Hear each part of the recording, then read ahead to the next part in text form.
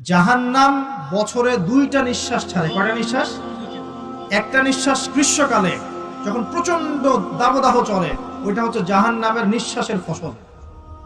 ওই প্রভাবে পৃথিবীতে এরকম দাবদাহ চলে। এই সায়েন্স বিশ্বাস করবে? করবে না। ওর বিশ্বাসের আমার যায় আসে না। আল্লাহ পাক বলেছেন সত্য, রাসূল বলেছেন সত্য।